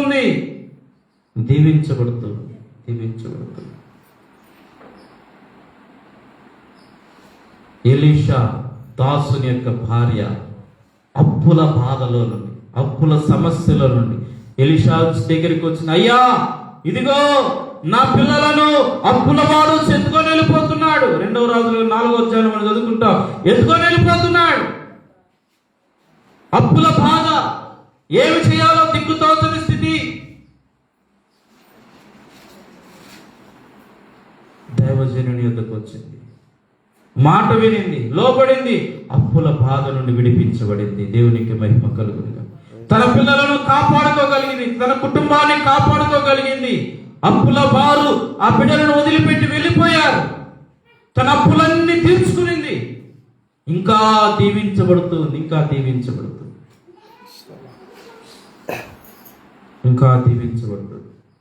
దేవుని సన్నిధికి వచ్చువారు దీవించబడతారు, సమస్యల నుంచి విడిపించబడతారు. నువ్వు ఏ స్థితిలో ఉన్నావో ఈరోజు, ఏ దీన స్థితిలో ఉన్నావో ఈరోజు. అందుకే వాక్యంలో మనం చదువుకున్నాం. సమూయేలు గ్రంథం 2వ అధ్యాయంలో చదవండి ఆ మాట. 2వ అధ్యాయం సమూయేలు గ్రంథం 8వ వచనం. దరిద్రులను అధికారులతో కూర్చుండబెట్టుటకును మహిమగల సింహాసనమును స్వతంత్రింప చేయుటకును వారిని మంటిలో నుండి ఎత్తువాడు ఆయనే. లేమి గల వారిని పెంట కుప్పల మీద నుండి లేవనెత్తువాడు ఆయనే. భూమి యొక్క ఇక్కడ మనం చూస్తున్నాం ఏంటంట, దరిద్రులను అధికారులతో కూర్చుండబెట్టువాడు. దరిద్రులను ఎక్కడ కూర్చోబెట్టినాడు? యోసేపును ఎక్కడున్నాడు? దరిద్రతలో ఉన్నాడు, చెరసాలలో. ఎక్కడ కూర్చోబెట్టాడు? అధికారులతో కూర్చోబెట్టాడు. దావీదుని ఎక్కడ కూర్చోబెట్టాడు? మహిమగల సింహాసనం మీద తీసుకొని వచ్చాడు. దీనస్థితిలో ఉన్నటువంటి దీనస్థితిలో మంటిలో నుండి ఎత్తువాడు, పెంట కుప్ప మీద నుండి లేవనెత్తువాడు. పెంట కుప్ప స్థితి సమరయ స్త్రీది. పెంట కుప్పతో సమానమైనటువంటి అసహ్యమైన జీవితం, పాపపు జీవితం, భయంకరమైన జీవితం. ఆ స్త్రీ లేవనెత్తబడింది, ఒక గొప్ప సువార్తికురాలిగా అయింది. బైబిల్ గ్రంథంలో సువార్త ప్రకటించిన స్త్రీ ఎవరంటే సమరయ స్త్రీ. సువార్తికురాలిగా మారిన స్త్రీ ఎవరంటే సమరయ స్త్రీ. అనేక మంది స్త్రీలు ఉన్నారు, అయితే సువార్త ప్రకటించడానికి దేవుడు ఎన్నుకున్నాడు సమరయ స్త్రీ. అనేకులను దేవుని సన్నిధికి నడిపించిందంట. అనేక ఆత్మల సంపాదన. గొప్ప సువార్తికురాలు. పెంట కుప్పతో ఉన్న జీవితం, అసహ్యమైన జీవితం, చూచిన వాళ్ళంతా అసహ్యించుకునే జీవితం, తిట్టేవారు, కొట్టేవారు. అటువంటి జీవితంలో దేవుడు ఆశీర్వదించాడు. ఎంత గొప్ప ఆశీర్వాదమో మనం చూస్తున్నాం. ఎంత గొప్ప దీవెనకరమైనటువంటి జీవితాలు దేవుడు ఇస్తున్నాడు. కేవలం వారు చేసిందేంటి? దేవుని పాదాలు పట్టుకున్నారు. దేవుని పాదాలు. కనుక మన జీవితాల్లో ఈ ఉపవాస 3 దినాలు ప్రార్థన జీవితంలో మనం దేవుని పాదాలు పట్టుకుంటే నువ్వు ఏ స్థితిలో ఉన్నావో నీకు తెలుసు, దేవునికి తెలుసు. పక్కవారికి తెలియకపోవచ్చేమో, నీ ఇరుగు పొరుగు వారికి తెలియకపోవచ్చేమో. నీ మనసులో ఏ వేదన ఉందో, నీ హృదయంలో ఏ దుఃఖము దాగి ఉందో, ఏ కన్నీరు గూడు కట్టి ఉందో దేవుడు చూస్తున్న దేవుడు, హృదయము నెరిగిన దేవుడు, అంతరింద్రియములను పరిశీలించు దేవుడు, హృదయమును పరిశోధించు దేవుడు ఈ మధ్యాహ్న కాలమున నిన్ను పరిశోధిస్తున్నాడు, నిన్ను చూస్తున్నాడు. నీవు దేవుని పాదాలు పరుచుకున్నట్లయితే ఈ 2022లో నీ జీవితం మారిపోతుంది. ఈ 2022లో నీ దీనస్థితి పోవును గాక. ఈ 2022లో నీ దారిద్ర్యత పోవును గాక. ఈ 2022లో నీ యొక్క పెంట కుప్ప స్థితి మారిపోవును గాక.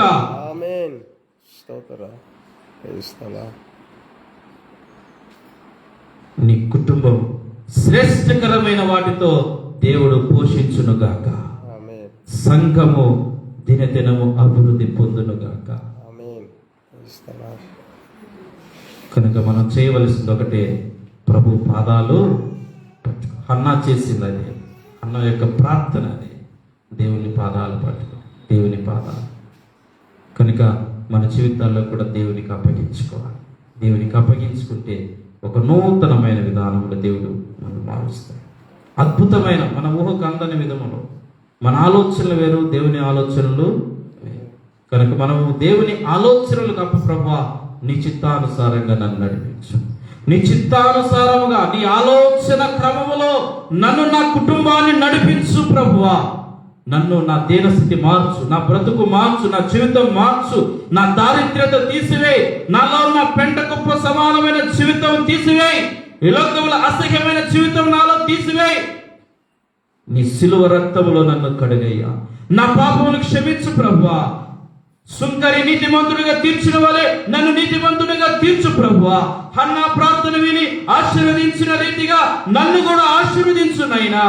ఇశ్రాయేలు ప్రజలను ఆశీర్వాదకరమైన పురములో చేర్చిన రీతిగా నీ పరలోకమనే కనాను పురములోనికి నన్ను చేర్చు అని నువ్వు ప్రార్థన చేస్తే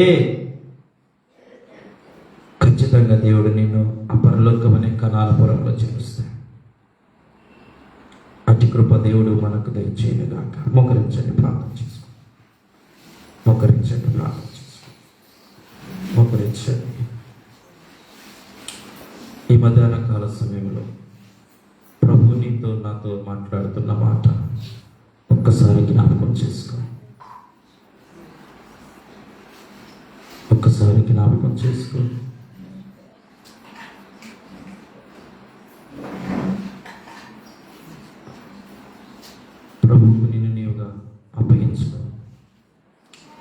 జీవితం ఏమై ఉంటున్నదో ఒక్కసారి ప్రభు సన్నిధిలో పరీక్షించుకో. ప్రభు సన్నిధిలో నిన్ను నీవుగా పరీక్షించుకో. మనం ఏమై ఉంటున్నాం? మనం ఏమై ఉంటున్నాం? మనం ఏమై ఉంటున్నాం?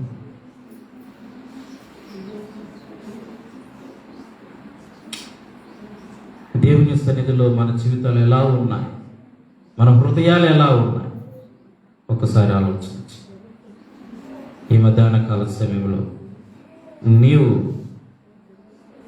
హన్నా వలె కన్నీరు కార్చడానికి సిద్ధపడితే, హన్నా వలె మూలగడానికి, విజ్ఞాపన చేయడానికి ఇష్టపడితే ప్రభు నిన్ను ఆశీర్వదిస్తాడు.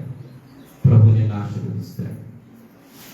ఆకురుడి భిక్షకుడి వలె ప్రభు కొరకు ఎదురు చూస్తూ, ప్రభు రాక కొరకు ఎదురు చూస్తూ, నా విమోచకుడు ఎప్పుడు వస్తాడు, నన్ను బాగు చేయవాడు, నా జీవితం బాగు చేయవాడు ఎప్పుడు వస్తాడు, నన్ను స్వస్థపరచువాడు ఎప్పుడు వస్తాడని ఎదురు చూసి రీతిగా ఎదురు చూసి ఆయన వచ్చినప్పుడు ఇదిగో కేక వేస్తే నజరేయుడైన యేసు,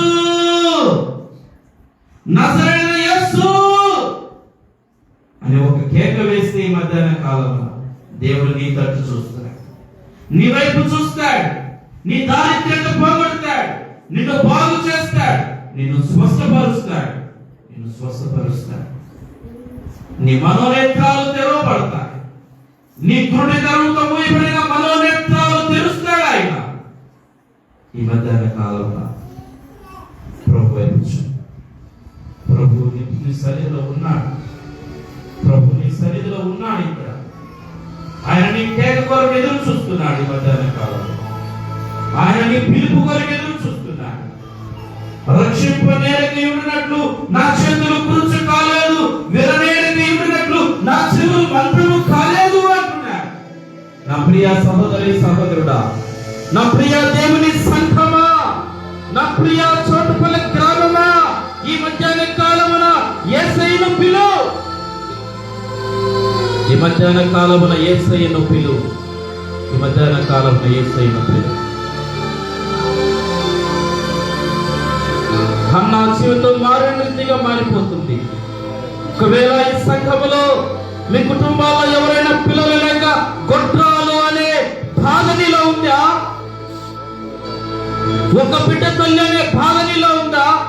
ఈ మధ్యాహ్న కాలమున ప్రభు పాదాలు పట్టుకో. నజరేయుడైన యేసు కేకవే. నా యేసు నామములో నీ గర్భఫలము తెరవబడును గాక, నీ గొడ్రాలు దారిద్ర్యము తొలగిపోవును గాక, ఆమేన్. పిల్లలు గల సంతు గల తల్లులుగా చేయబడుదురు గాక, ఆమేన్.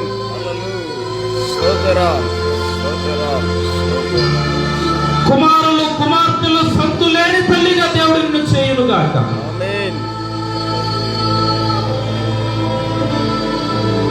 నా ప్రియ సంఘమా, దేవుని సన్నిధిలో కేకవి.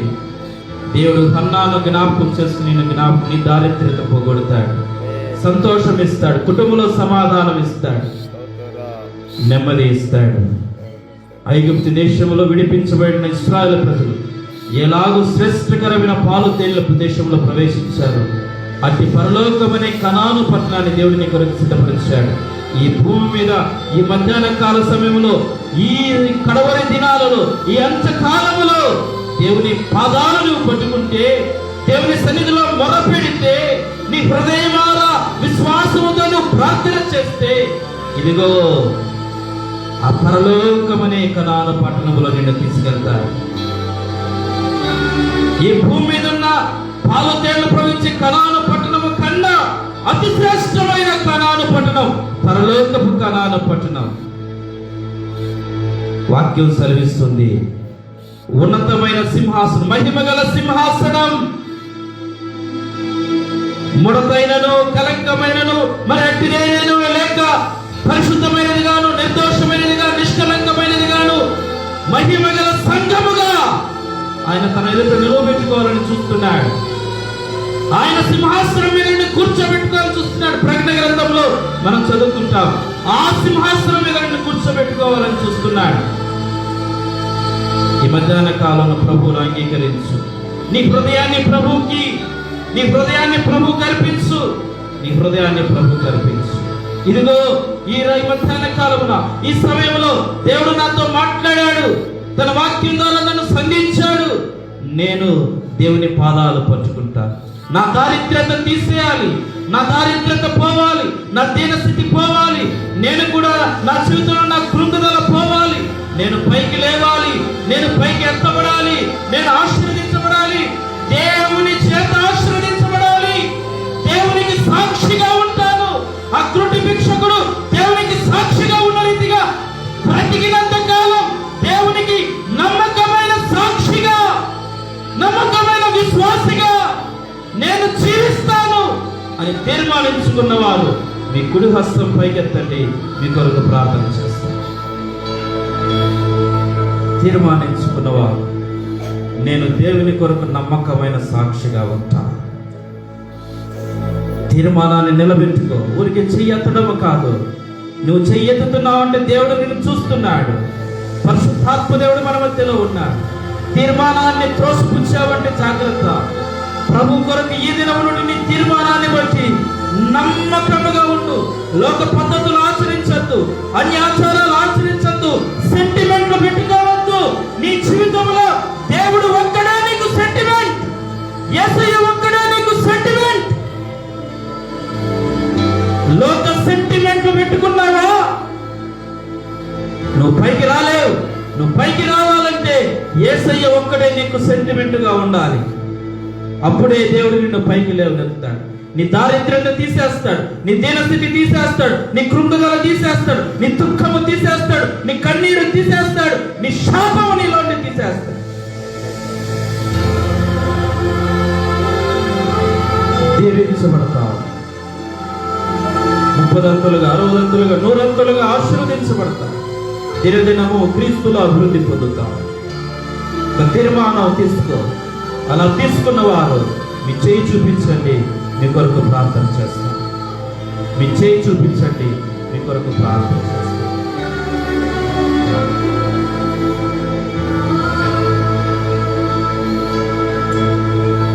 స్తోత్రం, స్తోత్రం, స్తోత్రం.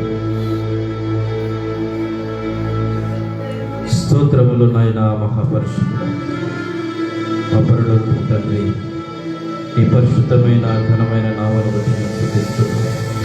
కృప కలిగినటువంటి దేవ, మహోన్నత మహోపకారిని పాదము, ఎంతైనా నమ్మదగిన దేవుడు మీరు మాకునంద దేవదనాన్ని మీ కృపకు మమ్మల్ని అప్పగించుకుంటున్నాను. మీ కృపకు అప్పగించుకుంటున్నాను. ఈ మధ్యాహ్న కాలం నీ ప్రార్థనా కూడికలో మాతో మాట్లాడిన ప్రతి మాటను బట్టి మీకు దేవా, కృంగిన వారిని లేవనెత్తే దేవుడు, మృతులను సజీవులుగా చేసే దేవుడు, పాతాలను రప్పించు దేవుడు, అద్భుతము చేయి దేవుడు, ఐశ్వర్యమిచ్చు దేవుడు, దారిద్ర్యత కలుగు చేయి దేవుడు. అన్ని నీ చేతుల్లో ఉన్నాయి. అన్ని నీ నా మహిమ కొరకే.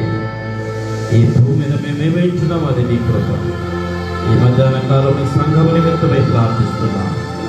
నేను నీ దాసుడు దాని రాజును బట్టి స్తోత్రం.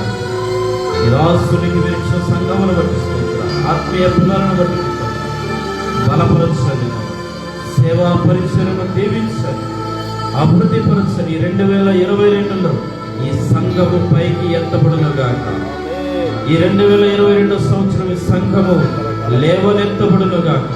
దారిద్ర్యతలో నుండి, దీన స్థితిలో నుండి, కృంగిన స్థితిలో నుండి సంఘము పైకెత్తబడును గాక అని ప్రార్థిస్తున్నాను. దేవాన్ని కృప విస్తరించు, అద్భుతములు చేయి, ఆశ్చర్యకరమైన విధములో సంఘమును పైకి లేవనెత్తండి. నీ సేవకునిగా ప్రార్థిస్తున్నా. నీ సేవకుని నోటిలో వచ్చిన ప్రతి మాట మీరు స్థిరపరచుమని ప్రార్థిస్తున్నా. దేవా, మీరే మహిమ పొందాలి. సంఘాన్ని అభిషేకించండి. దేవా, సంఘములో ఉన్న ప్రతి విశ్వాస స్త్రీలను, పురుషులను, యవనస్తులను, యవన బిడ్డలను, ప్రతి కుటుంబాన్ని మీరు దర్శించండి. నేను ఈ గ్రామంలో ఉన్న ప్రతి కుటుంబము దీవించబడాలి.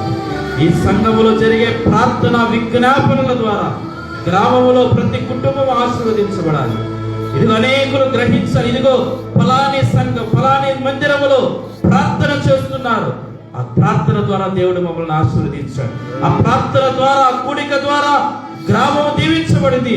ఆ ప్రార్థన ద్వారా మా కుటుంబంలో దేవుడి కార్యం చేశాడని దేవా, ఈ గ్రామంలో ప్రతి ఒక్కరూ తెలుసుకున్నట్లుగా వారి నేత్రాలు తెరవండి, గ్రహించగలే ఆత్మ దయచేయండి, పరిపూర్ణ మారు మనసు రక్షణను వాళ్ళు దయచేయండి, పాపక్షమాపణ ఒప్పుదల దయచేయమని ప్రార్థిస్తున్నాం.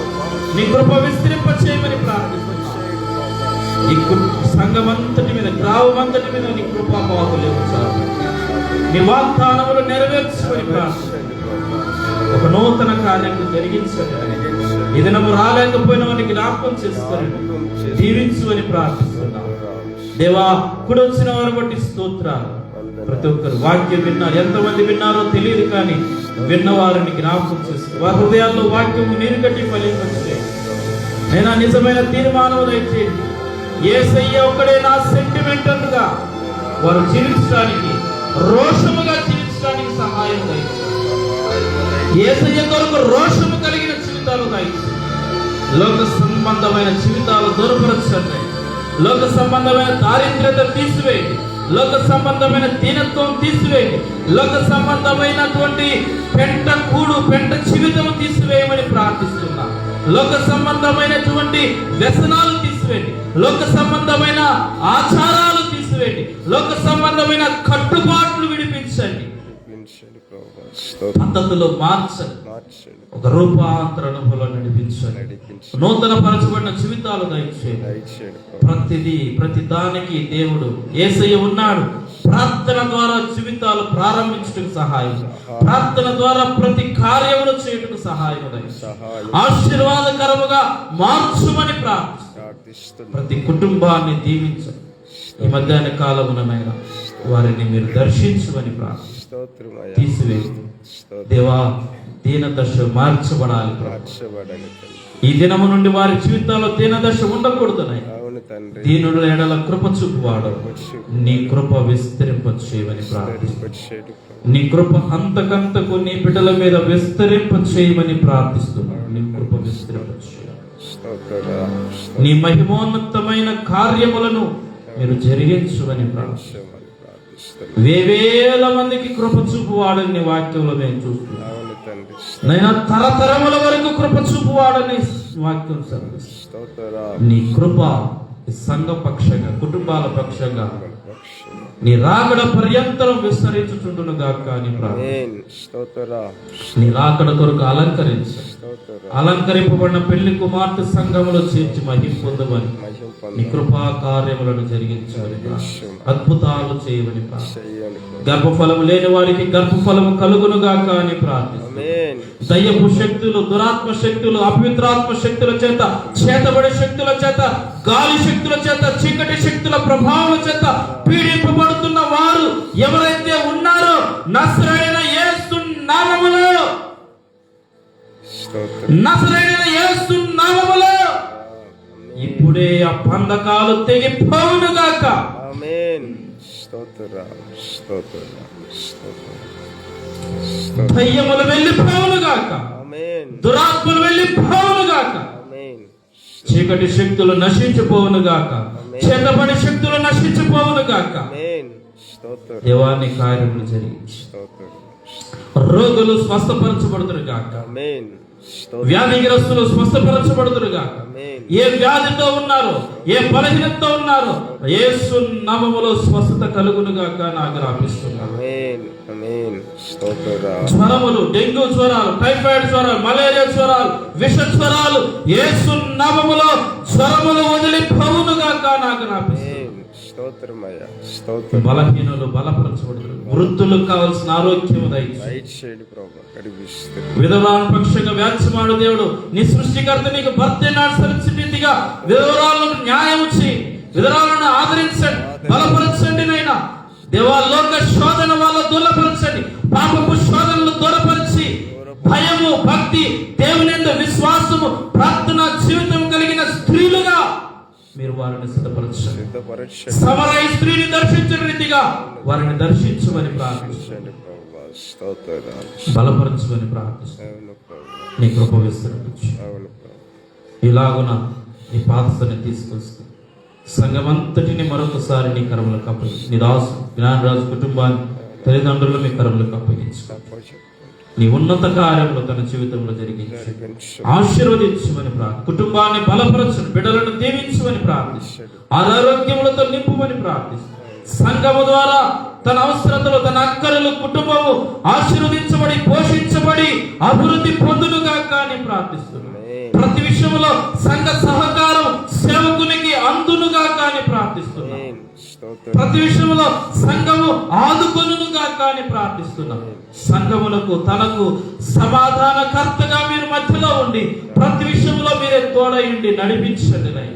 సంఘము నడిపించడంలో, గొర్రెలను కాయడంలో, సంఘమును కాచుకోవడంలో, సంఘముకు ప్రయాసపడడంలో నీ బిడ్డకు కావాల్సిన నీ పరలోకపు జ్ఞానం అనుగ్రహించి, నీ మాటలు తన నోట్లో ఉంచి, దేవా నీ పాత్రగా మీరు సంఘములో బలపరిచి వాడుకుంటున్నారు, అభివృద్ధి పరుస్తున్నామని ప్రార్థన. తన ద్వారా, తన ప్రార్థన ద్వారా, తన బోధ ద్వారా సంఘము క్షేమాభివృద్ధి కలుగు చేయమని ప్రార్థిస్తున్నాం. దీవించు. అనేక ఆత్మలు రక్షింపట్టుకు సహాయం దయచేయండి. అనేకులు బాప్టిజం పొందుటకు సహాయం దయచేయండి. నిజమైన రక్షణ పొందుటకు సహాయం దయచేయండి. ఈ 3 రోజుల ప్రార్థనా కూడికలలో నీ అద్భుత కార్యములు జరిగించి మహిమ పొందుమని నీ కృపకు అప్పగించుకుంటూ, సాయంకాలంలో జరిగే ప్రార్థనా కూడికను కూడా దీవించుమని ప్రార్థిస్తున్నాం. రాబోయే మీ దాసుని బలపరిచి మీ శిలువ చాటును మరుగు చేసుకుని రాత్రి కాలమును వాడుకొనమని మీ కృపకు అప్పగించుకుంటూ సంఘాన్ని బలపరచు. యేసు నామములో ప్రార్థిస్తున్నాము తండ్రి, ఆమేన్. మన తండ్రి అయిన దేవుని యొక్క ప్రేమ, కుమారుడు యేసుక్రీస్తు వారి యొక్క కృప, పరిశుద్ధాత్మ యొక్క అన్యోన్య సహవాసం, ఆదరణ, సన్నిధి, సమాధానం మనకు, మన కుటుంబాలకు, సంఘమునకు ప్రభు రాకడ పర్యంతరం ఎల్లప్పుడూ తోడైండును గాక. ఆమేన్. అందరికీ వందనాలు.